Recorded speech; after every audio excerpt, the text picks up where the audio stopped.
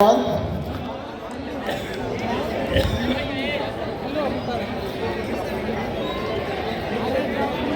Association of person with disable के इस कार्यक्रम में होली मिलन समारोह के इस कार्यक्रम में उपस्थित सभी भाइयों को मेरा सादर प्रणाम। आप सब लोग को होली की ढेर सारी शुभकामनाएं।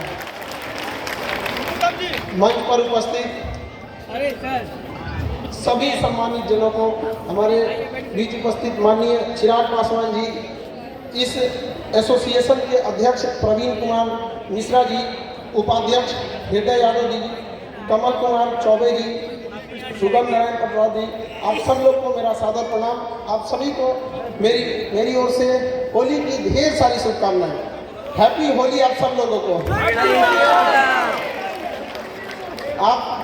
आप सभी दिव्यांगों को देखिए, आप सब लोगों से आज मतलब एक भाई की तरह बात करना चाहते हैं। आप सब लोगों ने जीवन में इतनी तकलीफें देखी है, इतनी तकलीफें एक दिव्यांग को सहना पड़ता है। यदि वो तकलीफ हम लोग को हो जाए तो शायद हम लोग उसे ना झेल पाए। होता भी यही है कि फिल्म में सबसे कठिन रोल उसी को मिलता है जो उसे कर सकता है। जीवन भी परीक्षा उसी की रहती है जो उसमें पास हो सकता है, वरना सबके ऊपर इतनी बोझ नहीं दिए जाते हैं। लेकिन हम आप सबको कहना चाहते हैं कि जीवन में जब बहुत ज्यादा कठिनाइयां आने लगे, जब बहुत ज्यादा संघर्षों से घिर जाइए, तो याद करिएगा पतझड़ के मौसम में भी पेड़ पौधों से सारे पत्ते गिर जाते हैं। इसका मतलब ये नहीं कि वो पेड़ सूख गया है, वो एक नया छलांग लगाएगा और फिर से हरियाली आएगी। आप सब लोग इस देश में आप कंधे से कंधा मिला के चलेंगे। कुछ आंधियां आती हैं जो रास्ते को साफ करके चली जाती हैं। रात कितनी भी बड़ी क्यों ना हो, कितनी भी अंधेरी क्यों ना हो, लेकिन मजाल नहीं जो सुबह होने से रोक सके उसका सवेरा होगा। आपके जीवन में भी जो अंधकार है उसका सवेरा होगा। इसके लिए कभी घबराना नहीं है। शिक्षा ही आपको हर अधिकार दिलाएगी। आपको शिक्षा से पीछे नहीं हटना है। हम जिम्मेदारी लेते हैं। आज तक बिना पैसे में हमने दिव्यांगों को पढ़ाया है और हम आप सबको कहते हैं कि अपने बाल बच्चों को पढ़ाइए और हर स्कूल कॉलेज में भेजिए। और अगर फीस मांगता है तो उससे कहिए कि खान सर के यहाँ हम बिना फीस दिए पढ़ते हैं, तू कितना बड़का मास्टर हो मिलो। जब तक जिंदा रहेंगे हमेशा आपके साथ खड़े रहेंगे। जिस दिन आपका साथ छोड़ दिए समझ जाना कि ऊपर वाला ने हमें उठा लिया है। कभी भी हिम्मत नहीं हारिएगा। सबसे मजबूत इंसान कौन होता है? जिसका सपना टूट गया हो, जिसका दिल टूट गया हो, जिसके अपने छोड़ दिए हो, जिसका शरीर जवाब दे रहा हो, लेकिन फिर भी वो मुस्कुरा के कहे मैं ठीक हूं। आप अपने आप को कभी कमजोर होने मत दीजिएगा। आपके अंदर वो साहस है। ज्वालामुखी कई टाइप के होते हैं। हम लोग जब पढ़ाते हैं भूगोल में तो ज्वालामुखी पढ़ाया जाता है। उसमें कई टाइप के ज्वालामुखी होते हैं। उसमें एक ज्वालामुखी होता है सुषुप्त ज्वालामुखी, जो सोया हुआ रहता है। आप सब सुषुप्त ज्वालामुखी है, सोए हुए। एक दिन जिस दिन ये विस्फोट करेगा ना, पूरी दुनिया देखते रह जाएगी आप लोग को। आप सब लोगों को ये जिम्मेदारी है। जिन लोगों की पढ़ने की उम्र है वो पढ़ेंगे। जो अभिभावक हैं अपने बच्चों को पढ़ाते रहेंगे। याद रखिएगा, अगर आप 1 साल में बदलाव चाहते हैं तो धान की खेती कीजिए। अगर आप चाहते हैं 10 साल में बदलाव दीजिए, शीशम का पेड़ लगा दीजिए। लेकिन अगर आप चाहते हैं कि सदियों सदियों आपका इतिहास स्वर्ण अक्षर से लिखा जाए तो अपने बच्चों को शिक्षा दीजिए, क्योंकि शिक्षा उस शेरनी का दूध है जिसने पिया वो दहाड़ा है। आपकी दहाड़ पूरी दुनिया सुनेगी और आपको सुनाना है उनको अपनी दहाड़। आप जैसे भी हैं, आप अपने आप में पूरी तरह से संपूर्ण हैं। आप कभी किसी से तुलना मत कीजिए, क्योंकि आप जैसे हैं वैसे ही सही हैं। क्योंकि जो कीमत ओरिजिनल की होती है वो डुप्लीकेट की कभी नहीं हो सकती है। आप ओरिजिनल हैं। कभी भी अपने आप को दूसरों से कम मत आंकिएगा। आप में अंदर वो सहने की क्षमता है जो हम लोगों में नहीं है। इसीलिए भगवान आपकी परीक्षा ले रहा है। रेस में एक जब घोड़े को उसका मालिक जो उस घोड़सवार के पीठ पर बैठा रहता है उसको बहुत मारता है, बहुत तकलीफ देता है। उस घोड़े को नहीं समझ में आता है कि हमें मार क्यों रहा है, लेकिन हकीकत में वो उस घोड़े को जिताना चाहता है। तो भगवान भी जब आपको तकलीफ देना तो समझ जाइएगा कि आपका मालिक आपको जिताना चाह रहा है। और हिम्मत नहीं हारिएगा, क्योंकि कभी कभी गुच्छे की आखिरी चाबी भी पूरा ताला खोल देती है। कभी हिम्मत नहीं हारना है आप सब लोगों को। आप लोग को अभी अभी आप लोग की बातों को नहीं सुन रहा होगा, बहुत सारी समस्याओं को आप लोग सामना करते होंगे। उन सभी लोगों से कहिएगा अभी आप कांच हैं इसलिए चुभ रहे हैं, जिस दिन आईना बनेंगे पूरी दुनिया देखेगी आपको, और आप सब लोग का बनना है आईना। हमेशा हम लोग आपके साथ खड़े रहेंगे। अपने बच्चों को कभी भी पढ़ने से पीछे मत खींचिएगा। लोगों के अंदर एक भावना बैठ गई है कि दिव्यांग कुछ नहीं कर सकते। अरे एक बार मौका तो देके देखो इनको। पैरा ओलंपिक में सबसे ज्यादा भारत के लिए मेडल किसने लाया? दिव्यांगों ने लाया। आप इसको करके दिखाएंगे, ये आपका अधिकार है और इसे छीन लीजिए। दुनिया में अधिकार कभी मांगने से नहीं मिला है, इसे छीनना पड़ता है। चाहे आजादी हो या अधिकार, उसे छीनना पड़ेगा। आप उसे छीनिए, हम आपके साथ खड़े हैं यहाँ पर। आप सब लोग कभी भी निराश नहीं होइएगा। हमेशा इस ऐसे प्रोग्राम में, ऐसे जगहों पे जाते रहेंगे, अपने बच्चों को भेजते रहेंगे। आने वाली पीढ़ियों के लिए आप मिसाल बनकर उभरिए, ताकि दुनिया देखे कि जिससे ऊपर वाले ने अन्याय किया उसने साबित कर दिया कि वो किसी से कम नहीं है। आप किसी से कम नहीं है, हमेशा इस चीज को याद रखिएगा। आप कभी भी किसी से कम नहीं है।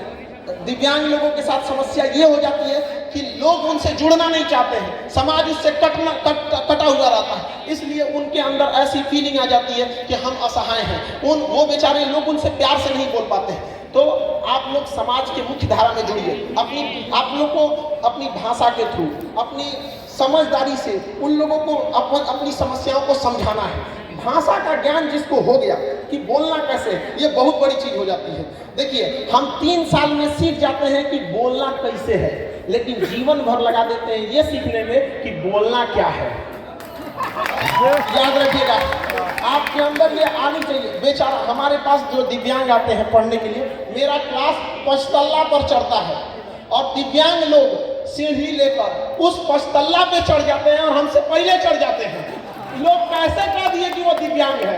दिव्यांग के कहने वालों को कहते हैं कि जिन्हें लगता है कि दिव्यांग कुछ नहीं कर सकते हैं, जिनकी आंखों में चुभते हैं, उन्हें अपना नेत्र दान कर देना चाहिए अगर वो आपकी कामयाबी नहीं देख सकते हैं। आपके अंदर वो साहस है, आप उसे कर सकते हैं। पहचानिए अपने अंदर की ताकत। बजरंगबली को भी नहीं पता था, लेकिन एक जामवंत ने बताया था कि नहीं बताया था?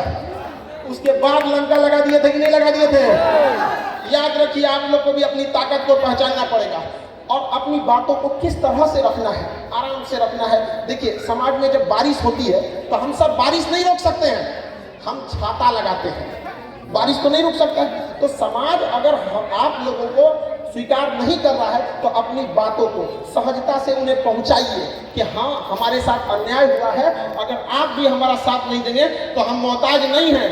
पढ़ लिख कर हम छीन लेंगे रोटी कपड़ा मकान, लेकिन हमको शिक्षा हर हाल में चाहिए और शिक्षा से कभी वंचित नहीं रहिएगा आप लोग। हाँ, थोड़ा सा हम ये जरूर कहेंगे कि अपनी बातों को किस तरह से रखना है, इसको थोड़ा सा समझदारी से, कि कैसे प्रभावी ढंग से रखा जा सकता है। लफ्जों की हिफाजत, हमारी जुबान की हिफाजत अपने धन दौलत से ज्यादा करनी चाहिए, क्योंकि जीव ही एक ऐसी जगह है जहां पर अमृत और जहर दोनों रहता है।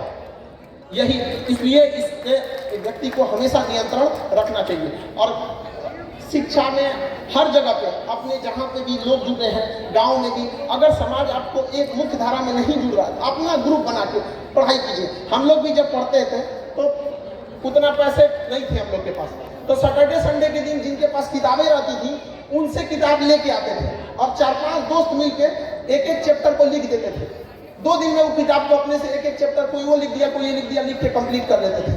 तो अभी आप लोग भी उस तरह से ग्रुप बना के पढ़िए। जहां कहीं पे भी हैं, आप सब लोगों को पढ़ना है। कितने लोग ऐसे हैं जो कहते हैं अपने बाल बच्चों को हम पढ़ाएंगे, यहाँ पर सारे लड़कों लोग को उठाना है। जो आपको पढ़ने से रोके उसको कहना है, जब खान सर नहीं रोकते हैं तो आप कहाँ के टीचर हैं जो आप रोक देंगे? आपका अधिकार है, आप उसको छीन लीजिए। यहाँ पर अंग्रेज भी हमें आजादी नहीं दे रहे थे सर, लेकिन क्या हम लोग मांगे?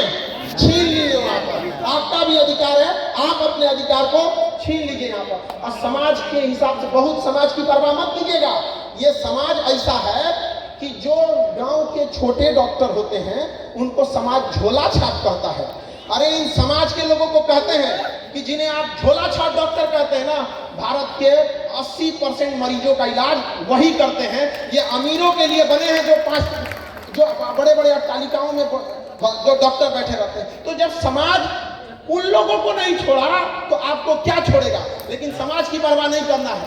समाज क्या सोचेगी ये भी अगर हम ही लोग सोचने लगे तो फिर समाज क्या सोचेगा? है कि नहीं? तुमको सोचने दीजिए, तुम जो सोचना है तुम सोचते रहो, हमें जो करना है हम करके दिखाएंगे। देखिए, हमेशा जिंदगी एक रेस है। रेस चाहे घोड़े की हो, रेस चाहे गाड़ी की हो, चाहे रेस जिंदगी की हो, जीतेगा वही जो समय समय पर अपना गियर बदलते रहता है। तो गियर बदलते रहिएगा, जहां जरूरत 1 नंबर का 1 नंबर, अब प्रेम से ना मांगे तो टॉप गियर लगा के रौंद देंगे, लेकिन आगे बढ़ने से कोई नहीं रोक सकता है। अगर रास्ते में गड्ढा आए तो छलांग लगाना सीखिए, छलांग लगाना सीखिए उसको, लेकिन कभी भी मंजिल से पीछे मत हटिए। यहाँ पर कभी भी किसी चीज को, जो विद्यार्थी हैं उन सबको यही कहना चाहिए कि किसी चीज को पल के लिए मत टालिए। जिसने कहा कल, दिन गया टल, जिसने कहा परसों, बीत गए परसों, जिसने कहा आज, उसी ने किया राज। आज से आप सब लोगों को आगे बढ़ते रहना है। और शिक्षा, कभी गरीबी वगैरह आपका रास्ता नहीं रोक सकती है। जब हम पटना आए थे तो हमारे पास बहुत सारा विडंबनाएं हुई, मेरे साथ भी कई लोगों ने छल कपट भी किया यहाँ पर। तो मेरे पास केवल 40 रुपए बचे थे। तो जब 40 रुपए लेकर खान सर बन सकते हैं, तो आप में से भी कोई बैठा है जो नेक्स्ट खान सर बनेगा यहाँ पर। अपना हिम्मत कभी नहीं हारते रहना है। हम एक चीज जरूर कहना चाहेंगे कि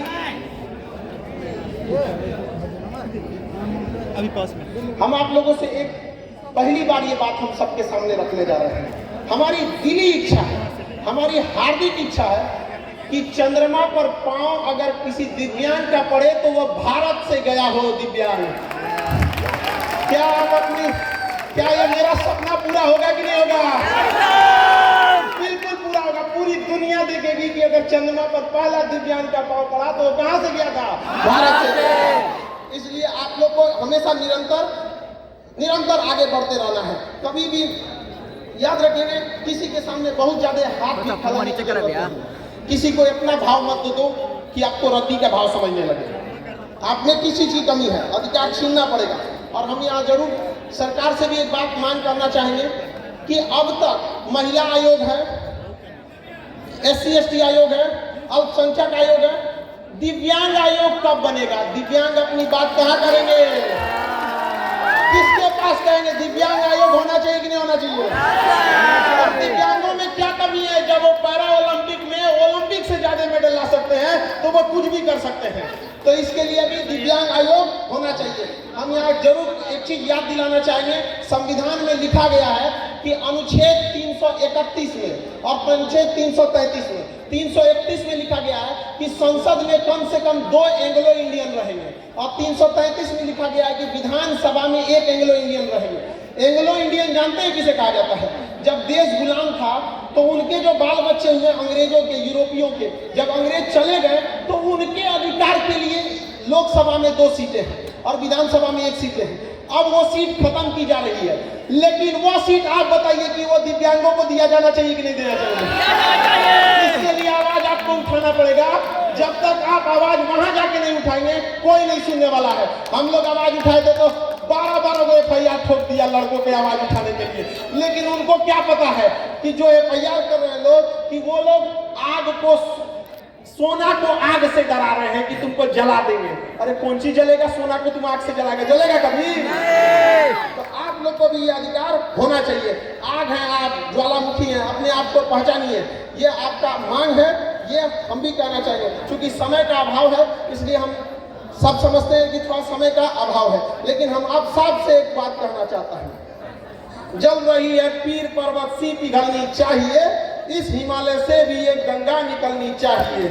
आज ये दीवार कागज की तरह हिलने लगी है, शर्त यह है कि बुनियाद हिलनी चाहिए। हर गली में, हर सड़क पर, हर नगर में, हर गांव में हाथ लहराते हुए हर लाश चलनी चाहिए। सिर्फ हंगामा खड़ा करना हमारा मकसद नहीं, सारी कोशिश ये है कि सूरत बदलनी चाहिए। मेरे सीने में न सही, तेरे सीने में ही सही, हो कहीं भी आग, लेकिन आग जलनी चाहिए। आप सब अपनी आवाज को बुलंद करेंगे, भारत माता की, भारत माता की। इन्हीं शब्दों के साथ हम अपनी वाणी वाणी को विराम देते हैं। हमारा सौभाग्य रहा जो हम आपके साथ आए। हम आप सबको कहते हैं कि जिस बच्चे को पढ़ना होगा आप भेजिएगा खान सर के पास, उसको हम पढ़ाएंगे। और जो नहीं पढ़ाने दे आप लोग को बोलिएगा हम आके लड़ेंगे उसके लिए। कैसे नहीं पढ़ेगा आपका? यह आपका जन्मसिद्ध अधिकार है और आप इसे छीन के लीजिएगा। इन्हीं शब्दों के साथ हम अपनी वाणी को विराम देते हैं। आप सभी लोग को होली की ढेर सारी शुभकामनाएं। बहुत बहुत धन्यवाद। बहुत बहुत धन्यवाद। बहुत ही प्रख्यात, विश्व भर में प्रख्यात खान सर। अब हम बुलाना चाहेंगे डॉक्टर अरुण कुमार सर, जो कि पूर्व सांसद